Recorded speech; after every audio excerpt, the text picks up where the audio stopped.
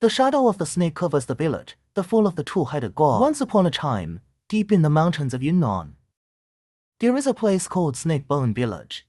The village is surrounded by a huge green mountain, and the villagers make a living by farming. But there is a bizarre tradition. Every year in the year of the snake, the village selects a young man as a sacrifice, dedicated to the two-headed snake god in the mountains. It is said that this snake god is a giant snake with two heads. It governs the mountains, rivers, wind and rain, and also protects the harvest of grains in the village. However, if someone offends it will bring disaster, devouring the entire village.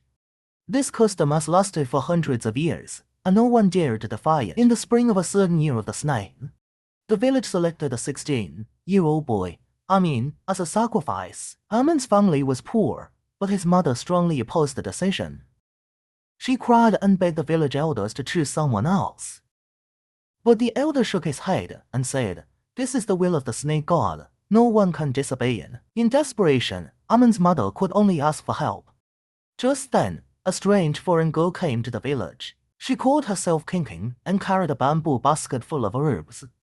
There is an elusive coldness in the words. Amin's mother explained the situation to Kinking, begging her to save her son. After Kinking listened, she thought for a moment and said, "The two-headed snake is just a giant snake that has become a spirit, not a real god. I can help you, but remember, after this incident, the village may not be at peace again. The day of sacrifice has come." The villagers tied Amin to a boulder in front of the snake temple. It was surrounded by offerings of rice, chicken, and duck. The villagers lit torches, prayed silently, and left one after another. It was late at night. The mountain wind was howling, and there was a faint sound of hissing in the woods. A huge figure emerged from the darkness. It was a snake about 10 feet long. The black and green scales on his body glowed coldly in the moonlight, and its two heads, one left and one right. The left head is blood red as fire, the right head is fangs. The two-headed snake slowly crawled towards Amin, ready to swallow him. Suddenly, a figure jumped down from the tree. It was Kinking. She was holding a stick covered in green concoction. Shouting at the two-headed snake, "Monster, it has been a disaster to the world for many years, and today is your doomsday. Understand human speech." Both heads roared at Kinking at the same time. Kinking inserted the wooden staff into the ground. A thick plume of smoke rose, and the two-headed snake's movements froze. It showed a look of pain, but it only made it more angry. It waved its huge tail across the ground, knocking over the green bamboo basket. Herbs are scattered. Amin took advantage of the chaos to break free from the ropes, but suddenly there was a low snake chirping beneath his feet. Kinking's face changed, and she shouted, "Now!" It's summoning the companions of the snake clan. Sure enough, countless small snakes came from the darkness and surrounded Kinking. At the same time, the body of the two-headed snake began to change, slowly transform into a human form. It was a middle-aged man with endless anger in his eyes. He said coldly to Kinking, "Kinking, I should have thought that you dared to betray the snake clan."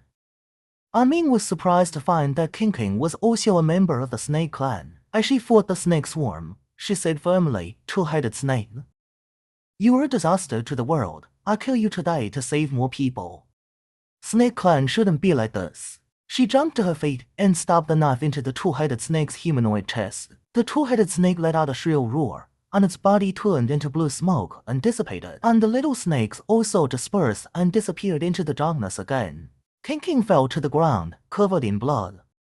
Amin picked her up and listened to her weakly say, "Go back to the village and tell everyone that the curse of the snake god has been lifted. From now on, they don't have to make sacrifices." After saying that, her body gradually shrank, turned into a small snake, curled up into the grass, and disappeared.